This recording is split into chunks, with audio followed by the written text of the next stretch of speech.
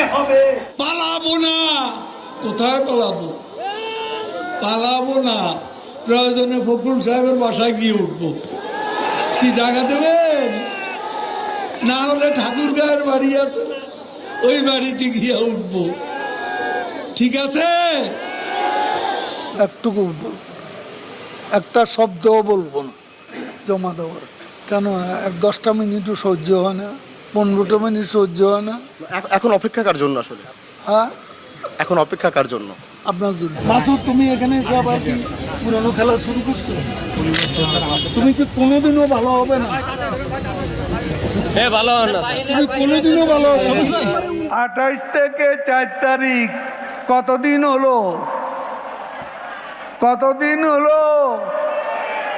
28 তারিখের পর তো শেখ হাসিনা নেই। আরে মির্জা ফখরুল,